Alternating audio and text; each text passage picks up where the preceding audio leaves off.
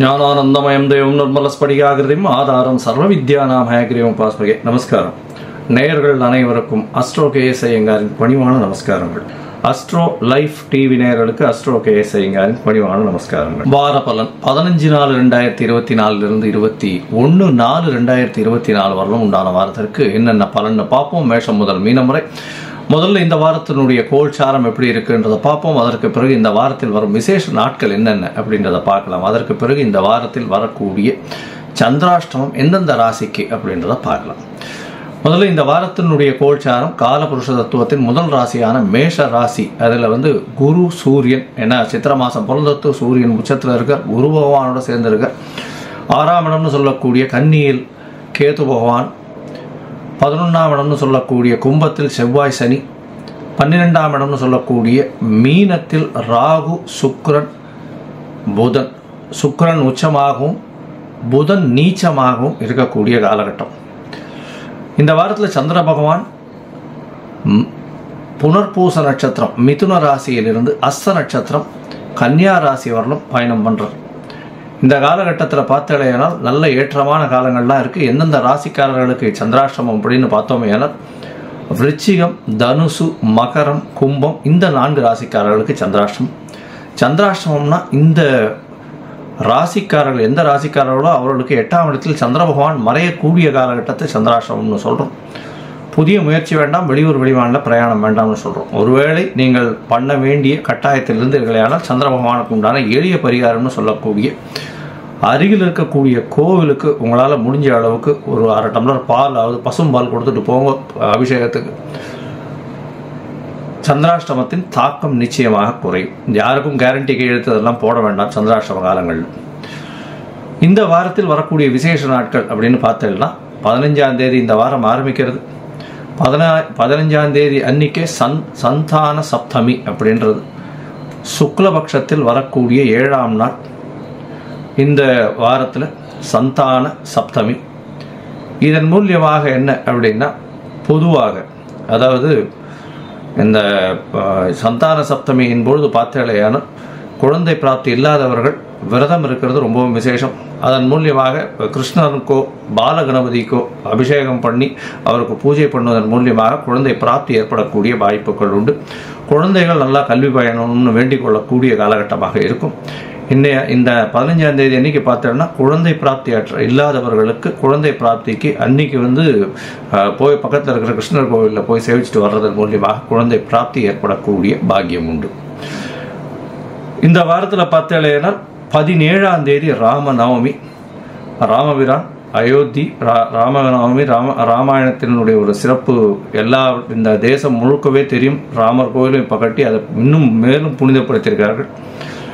ராமநவமி நவமி 9ஆம் நாள் சுக்லபக்ஷ நவமி அன்னைக்கு வரக்கூடியது ராமநவமி.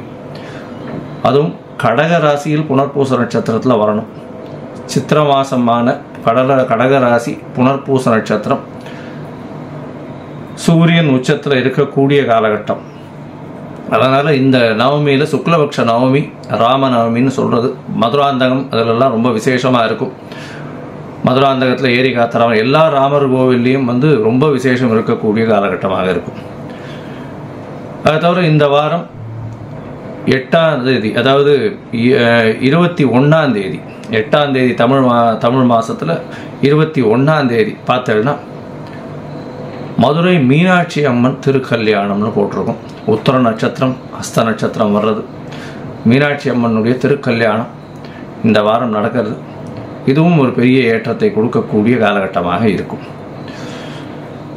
சரி, இந்த வாரத்தினுடைய மேஷம் முதல் மீனம் வரை உண்டான ராசிகளுக்கு என்னென்ன பலன் அப்படின்றத பார்ப்போம். அதற்கு முன்னாடி என்னுடைய மொபைல் நம்பர் ஸ்க்ராலிங்கில் போயிட்டு இருக்கோம். உங்களுடைய date, time, place of birth, உங்களுடைய நேம், பேரண்ட்ஸ் நேம் அனுப்பிச்சேன்னா உங்களுக்கு உண்டான ஜாதகத்தை போட்டு அதில் சந்தி இருக்கான்றதை பார்த்து பாத சந்தி, நட்சத்திர சந்தி, லக்ன சந்தி எது இருந்தாலும் அதன் வழியாக எந்த அளவுக்கு பலன்கள் மாறி இருக்கு, பலன்கள் என்ன இருக்கு, இப்போ உங்களுடைய கோச்சார பிரகாரம் என்ன பலன் இருக்குது, அதை தவிர உங்களுக்கு தசாபுக்தி அந்தரம் சூக்ஷ்மத்தின் வழியாக என்ன பலன் வருது, இந்த பிரச்சனைகளுக்கெல்லாம் இப்போ இருக்கக்கூடிய பிரச்சனைகள்லேருந்து தீர்வு காண்றதுக்கு என்ன எளிய பரிகாரம்ன்றதையும் சொல்கிறேன்.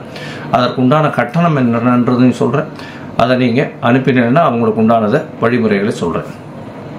சரி, இப்போ மேஷம் முதல் மீனம் வரை 15/4/2024 முதல் 21/4/2024 வரை உண்டான வாரத்திற்கு ஒரு ராசியா பார்க்க. துலாம், சித்திரை, சுவாதி, விசாகம் இந்த 3 நட்சத்திரம் 9 பாதங்களை கொண்ட ராசி. ராசியின் அதிபதி சுக்கிர பகவான் 6ஆம் இடத்துல உச்சம் பெற்று போயிருக்கிறது பெரிய விசேஷம். இந்த வாரம் பார்த்தாலேயானால் உங்களுடைய ராசிநாதன் உச்சம் பெற்று போய் 6ஆம் இடத்துல இருக்கிறதும், ராசிநாதனுடன் புத பகவான் நீச்சப்பட்டு, அதாவது 9-12க்கு அதிபதியான புத பகவான் நீச்சப்பட்டு நீச்ச பங்கம் அடைகிறது பெரிய விசேஷம். ராகு பகவானும் 6ஆம் இடத்துல இருக்கார். புதிய கடன் வாங்குவீங்க, திருமண பாக்கியம் ஏற்படக்கூடிய காலகட்டமாக இருக்குது. ஏன்னா குரு பகவான் சமசப்தமத்தில் இருக்கார். 11ஆம் அதிபதியான சூரிய பகவானும் சமசப்தமத்தில் இருக்கிறது பெரிய விசேஷம். எதிர்பாலினத்தவர் மூலியமாக நல்ல ஒரு ஏற்றம். திருமணம் கண்டிப்பாக கைகூடும். இவ்வளோ நாள் திருமணத்துக்கு பார்த்துட்டு இருக்காங்க, இப்போ கண்டிப்பாக திருமணம் ஆய தீரணும். சித்திரை மாதத்தில் கல்யாணம் ஆய தீரணும் உங்களுக்கு. இதை தவிர பார்த்தாலேனா உங்களுடைய ராசிக்கு 7ஆம் இடத்துல சூரியனும் குருவும் இருக்கிறதுனால எதிர்பாலினத்தவர் மூலியமாக நல்ல ஒரு ஏற்றம் இருக்கும். பார்ட்னர்ஷிப் பிஸ்னஸில் பெரிய ஏற்றம், வெற்றி கிடைக்கக்கூடிய காலகட்டமாக இருக்கும். புதிய கடன் வாங்குவீங்க, தொழிலுக்குன்னு பெரிய ஏற்றம் கிடைக்கக்கூடிய காலகட்டமாக இந்த வாரம் அமைய போகிறது. இந்த வாரத்தில் உங்களுடைய ராசிக்கு 5ஆம் இடத்துல சப்தமாதிபதி 5ஆம் இடத்துல இருக்கிறதும், சனி பகவான் மூலத்திரிகோணத்திலிருந்து உச்சம் பெற்று, அதாவது ஆட்சி பெற்று மூலத்திரிகோண வீட்டில் இருக்கிறது பெரிய விசேஷம். இதன் மூலியமாக பார்த்தேன்னா உங்களுக்கு புதிய பதவி, புகழ், அந்தஸ்து, கௌரவம் இதெல்லாம் வந்து சேர்ந்தே தீரும். ஏன்னா உங்களுடைய ராசிக்கு பார்த்தேன்னா 5ஆம் இடத்தினுடைய அதிபதி ஆட்சி பெற்று இருக்கிறதுனால கண்டிப்பாக சிறு சிறு பிரச்சனைகள் இருந்தாலும் பெரிய வெற்றியை கொடுக்கக்கூடிய காலகட்டமாக இந்த வாரம் அமைகிறது. இந்த வாரத்தில் பார்த்தேனால் உங்களுடைய ராசிக்கு சந்திர பகவான், அதாவது 10ஆம் அதிபதினு சொல்லக்கூடியவர், அதிவேகமாக செல்லக்கூடிய கிரகம் அப்படின்னு சொல்கிற சந்திர பகவான் 15/4/2024 21/4/2024 வரலும் உண்டான நாட்களில் 15ஆம் தேதி ராத்திரி 12:30 மணி, அதாவது 16ஆம் தேதி அதிகாலை 00:30 ஹவர்ஸ்ன்னு சொல்கிற காலகட்டத்தில் உங்களுடைய ராசிக்கு 9ஆம் இடத்துல இருக்கக்கூடிய காலகட்டம். இதன் மூலியமாக பார்த்தாலே தந்தையின் உடல்நிலையில் நல்ல ஒரு ஏற்றம் இருக்கும். திடீர் வெளிநாட்டு பயணம் வரும். படிக்கக்கூடிய மாணவர்களுக்கு திடீர்னு வெளிநாடு போகக்கூடிய வாய்ப்புகள் கிடைக்கும். போட்டித் தேர்வில் வெற்றி பெறக்கூடிய வாய்ப்புகள் நிச்சயமாக இருக்குது. உங்களுடைய ராசிக்கு பார்த்தேன்னா 10ஆம் இடத்துல சந்திர பகவான் போகிறார்.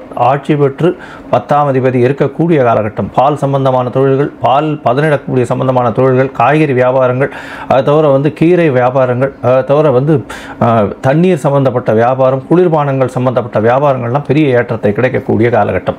வெள்ளை துணி, அதை தவிர இந்த வெள்ளித்திரை, சின்னத்திரையில் இருக்கக்கூடிய ஆர்டிஸ்ட் அவங்களுக்கெல்லாம் பெரிய ஏற்றம் கிடைக்கக்கூடிய காலகட்டமாக சந்திர பகவான் 10ஆம் இடத்துல இருக்கும்போது வருது. 15ஆம் தேதி ராத்திரி, அதாவது 16ஆம் தேதியிலிருந்து 18ஆம் தேதி கார்த்தால் ஒரு 10:30 மணி வரலும் சந்திர பகவான் 10ஆம் இடத்துல இருக்கார். அதற்கு பிறகு 11ஆம் இடத்துக்கு போகிறார். 11ஆம் இடத்துல சந்திர பகவான் போகும்போது 18ஆம் தேதியிலிருந்து 20ஆம் தேதி வரலும் இருக்கக்கூடிய காலகட்டம். 20ஆம் தேதி ராத்திரி ஒரு 10:30 மணி வரலும் இருக்கார். இந்த காலகட்டத்தில் சந்திர பகவான் 11ஆம் இடத்துல இருக்கிறது பெரிய விசேஷம். 10ஆம் அதிபதி லாபஸ்தானத்தில் போய் 11ஆம் இடத்துல இருக்கிறது மூலியமாக நீங்கள் நினைத்த காரியங்கள் எல்லாம் நிறைவேறும். அதை தவிர உங்களுக்கு புதிய வியாபாரம் வரக்கூடிய வாய்ப்பு உண்டு. வியாபாரத்தில் பெரிய ஏற்றம் கிடைக்கக்கூடிய வாய்ப்புகள் நிச்சயமாக உண்டு. உங்களுடைய ராசிக்கு 11ஆம் இடத்துல குரு பகவான், அதாவது சந்திர பகவான் வரும்போது குருவின் பார்வை இருக்கிறது பெரிய விசேஷம். அதாவது 11ஆம் அதிபதியோட குருவும் 11ஆம் இடத்தில் வரக்கூடிய சந்திரனோடு சேர்ந்து சந்திரனை பார்வையிடக்கூடிய குருவும் இருக்கிறதுனால அதீத சுபத்துவம் பெறக்கூடிய காலகட்டமாக இருக்குது. அதை தவிர செவ்வாய் பகவானும் சந்திரனை பார்க்குறார், சனி பகவானும் பார்க்குறார். சந்திர மங்கள யோகம் அமைகிறது, அதை தவிர புணர்ப்பு யோகம் அமைகிறது. இதன் மூலியமாக பெரிய வெற்றி வரக்கூடிய வாய்ப்புகள் நிச்சயமாக உண்டு.